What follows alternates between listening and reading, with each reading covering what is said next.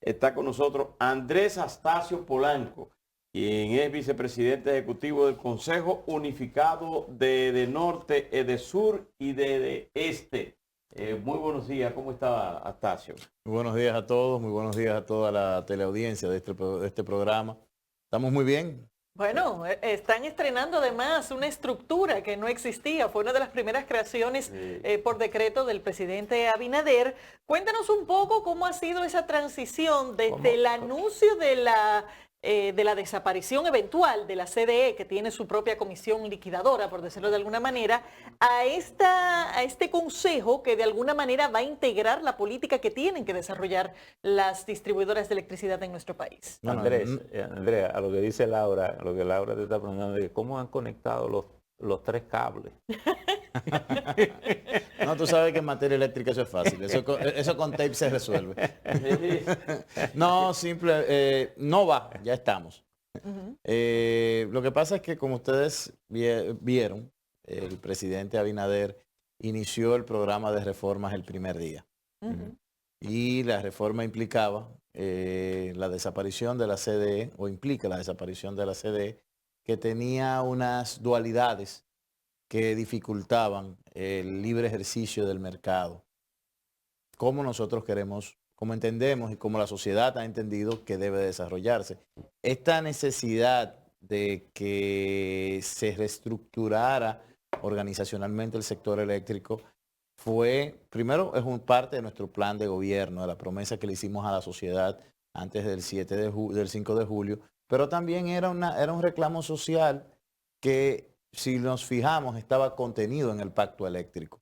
Y de hecho lo que hicimos fue rescatar ese reclamo social y aplicarlo. ¿Qué está sucediendo? Bueno, las tres empresas distribuidoras de electricidad están operando bajo la égida de un solo consejo de administración, con una sola gobernanza corporativa, y estamos tratando de armonizar todas las acciones de las empresas en beneficio de la sociedad. Nuestra primera premisa es tratar de mantener la regularidad e ininterrupción del servicio eléctrico. Andrés. A partir de ahí es que partimos y estamos entonces tomando todas las acciones necesarias ahora para que operativamente las empresas también sean sostenibles en el tiempo. ¿Conocen ya ustedes los niveles de déficit de las tres empresas, y si tienen ya estos datos, si tienen un dato global, digamos, del tamaño del déficit a propósito de la sostenibilidad, para entonces ver cuál es la estrategia de cómo llegar a ese punto? Mira, para este año la estimación que hemos hecho es que vamos a tener un déficit final de alrededor de 907 millones de dólares. Son casi unos 60 mil millones de pesos. Entre las tres empresas. Entre las tres empresas. Puede ser que tengamos algún desvío, puede ser que sea un poco más, un poco menos. Sabes que son estimaciones que hacemos. Chin más, chin menos, como decimos. Sí, porque son estimaciones. 900 millones de dólares, porque vamos... Lo cual es consistente con el histórico también. Lamentablemente es consistente con el histórico, y digo lamentablemente porque en los últimos 8 años, de forma inexplicable, se hicieron inversiones muy cuantiosas que al final del día mantienen la consistencia del déficit. ¿Qué hacer con ¿Cómo así? ¿Cómo eso? Cuando tú haces una inversión en todo negocio, en esta planta televisora, por ejemplo, se hace una inversión y se supone que esa inversión va a tener un rendimiento y que los niveles de pérdidas que mantenía van a reducirse. Pues bueno, en el caso del sector eléctrico todos hemos visto, y ahí están los datos. De hecho, yo ayer sostenía una reunión con representantes del Banco Mundial en el que nos estábamos haciendo esa pregunta. ¿Pero esas son inversiones donde tú te refieres al caso de Punta Catalina, por ejemplo, no, o ya son inversiones que tienen que ver con la transmisión de energía y con el trabajo que hacen las sedes? Inversiones de red, los famosos planes de pérdidas que aprobamos en los últimos 8 años, 1.600 millones de dólares para ello, y hoy día tenemos las pérdidas de distribución en los mismos niveles que lo teníamos hace 8 años. Tenemos muchas teorías, pero los por qué es que sencillamente, por un lado, no hay una sostenibilidad operativa. Se hace una inversión y se había dejado perder. Y por el otro lado, estamos analizando y estudiando la correcta aplicación de esos presupuestos, porque hace unos años, no sé si ustedes recuerdan, la diputada Farideh Raful denunció que en uno de estos préstamos se estaba, y lo recuerdo con claridad, que era el circuito Mercado Viejo de San Cristóbal, que se estaba licitando para intervenirlo con una intervención de 5 millones de dólares. Me parece que eso fue en el año 2016. Pero cuando se revisó el préstamo anterior, ese mismo circuito había sido licitado para ser, había sido incluido en un préstamo anterior de 300 millones de dólares igual para ser intervenido. Pero cuando se buscó anteriormente en el 2009, ese mismo circuito con otro préstamo había sido incluido para ser intervenido. Entonces, por lo visto, habíamos tenido una redundancia de inversiones en los mismos circuitos y que a veces tomábamos el dinero para algo, o se tomaba el dinero para algo y no se hacía. En el caso de las pérdidas que tienen, o la falta de cobro, la pérdida de energía hay que eficientizar. Cambiemos el término, de hecho, no hablemos de pérdida, hablemos de la falta de disciplina en nuestro mercado. Falta de disciplina en nuestro mercado, como usted le llama, pero en definitiva son una energía que se pierde, pero también hay una ineficiencia en el cobro en muchos clientes que no pagan, en otros que están interconectados, pero que tampoco pagan un centavo. ¿Cómo aplicar eso? Pero eso va para la sede EDESUR, EDENORTE y EDEESTE, las tres. Sobre todo porque eso tiene dos monedas. Si le queremos llamar falta de disciplina, también le podemos llamar negligencia del Estado y cobrar lo que hay que cobrar. Dice, falta de disciplina. Pérdida es más diplomático. No, pero de hecho, Laura, lo que pasa es que pérdida es un término negativo. Y como nosotros... Pero ineficacia del Estado para cobrar es muy negativo. Pero la falta de disciplina se le aplica al Estado y se le aplica a los dos. Se le aplica a los dos. De hecho, nosotros no ocultamos que la gestión de las empresas hasta ahora había sido deficiente en el seguimiento y en la gestión cotidiana de los usuarios.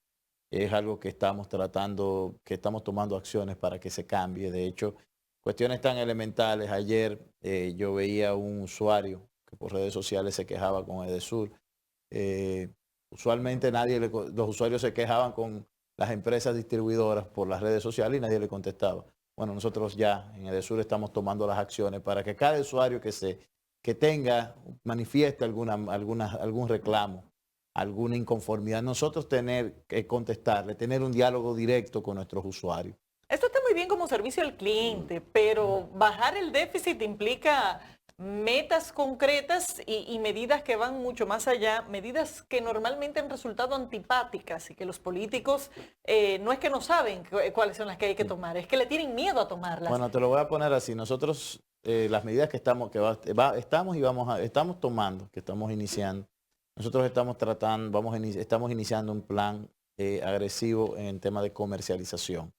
Pero la comercialización desde la óptica de incluir al cliente. Porque hay un tema, porque a veces vemos esta relación entre un prestador de servicio y la empresa y el usuario como una cuestión entre terceras personas. Cuando es una relación bidireccional. La empresa no es mi prestador de servicio. El usuario no, es mi cliente. Entonces nosotros queremos crear esta relación bidireccional en la cual, tal vez auxiliándonos de la tecnología, podamos implementar medidas que permitan que el mismo cliente sea quien administre su demanda. En el ámbito de la telefonía, y tú, Laura, lo conoces mejor que yo, el prepago es la norma. ¿Y qué significa el prepago? El cliente es el que administra su demanda. Eso es comprar cuotas de energía. Los contadores prepagados, que es una idea que ha salido ahora, en varias ocasiones. Entonces Andrés, nuestra idea ahora es la masificación de ello. Hacia allá comercialmente vamos caminando hacia allá. ¿Cuántos tenemos en el mercado implementados contadores prepagados? En la actualidad las tres empresas distribuidoras tienen un 6% de sus clientes como prepago. Bajo ese sistema. Bajo ese sistema. Ese 6% de hecho representa en las intervenciones e inversiones que se han hecho los clientes que menor, o mejor dicho, los circuitos o áreas donde menor deterioro en el tiempo se encuentra. Por ende, entendemos que es una estrategia a seguir. Y es una estrategia para reducir pérdidas, evidente, pero también no es solamente poner un medidor y olvidarnos, es mantener una relación constante con nuestros clientes. Nosotros llegamos y encontramos que sencillamente a los clientes, nuestras brigadas no estaban saliendo. Nuestra gente no estaba trabajando en nuestra red, no estaba dándole seguimiento. El día por ejemplo, el primer fin de semana que estuvimos en el cargo, nos azotó una tormenta. Yo me sorprendí que hubo sorpresa de que automáticamente pasó la tormenta. Estábamos nosotros trabajando en la calle. Vi reacciones de sorpresa. Evidentemente, hubo personas, y es natural, que nos exigieron la reposición lo más rápido posible del servicio. Nos dedicamos a ello. Ahora la población vio que nosotros sí estábamos en la calle, que por lo visto no se estaba viendo. Andrés, cuando dice que se proyecta un déficit de 900 millones de pesos o dólares, digamos, de dólares, y uno escucha siempre decir que las distribuidoras compraban energía más cara que como la colocaban y todo ese tipo de cosas. La pregunta es posible hacer sostenible, llevar a puntos de equilibrio a estas empresas bajo el esquema en que están operando? ¿O cuáles cosas tenemos que hacer para que alcancemos esa posibilidad? Mira, nosotros desde el gobierno estamos analizando todas las medidas de carácter estructural que van a ser necesarias.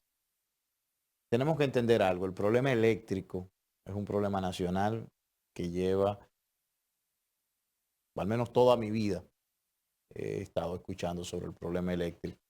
Su solución integral va a requerir de la participación de todos. La realidad es que si queremos solucionar el problema eléctrico, tenemos que hacer una cruzada nacional. Tenemos que incluirnos todos en el proceso. Y por eso el presidente lo ha anunciado y es parte y está escrito en nuestro programa de gobierno. Nosotros también le vamos a abrir espacio al sector privado en el segmento de distribución. Estamos analizando en este momento cuáles son las mejores opciones para la realización de esta apertura. Tenemos el presidente... Ese es un modelo ya existente, ¿no? Porque la modalidad en que opera, por ejemplo, una parte del este, me parece que las terrenas... Samaná, sí.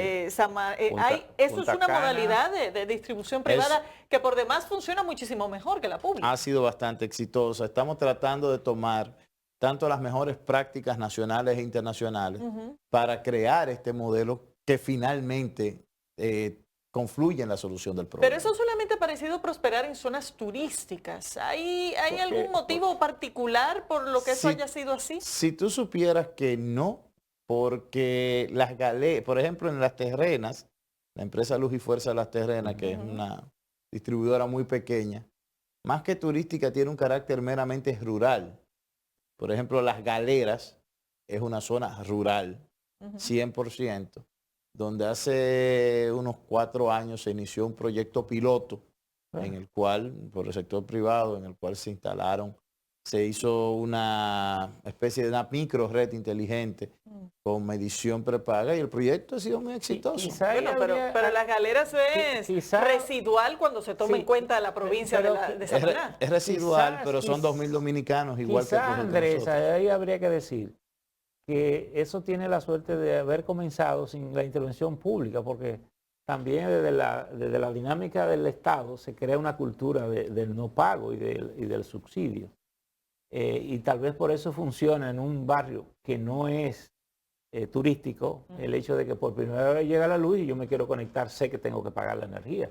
Es decir, en mi imaginario no me meto en la cabeza de que esa energía no la tengo que pagar o que me la voy a robar, que es lo que pasa en los barrios. Bueno, pero eso ahí... Ahora, pero hay un dato interesante a propósito de esos esquemas. Estas distribuidoras comenzaron, cuando comenzamos a privatizar el sistema, siendo privadas, algunas de ellas. Es decir, lo que pasa es que de frente al fracaso le dimos marcha atrás y volvió el Estado y la reasumió.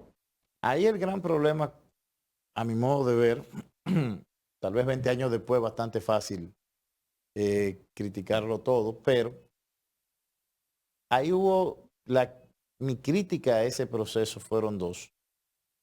Primero, el proceso fue esencialmente excluyente.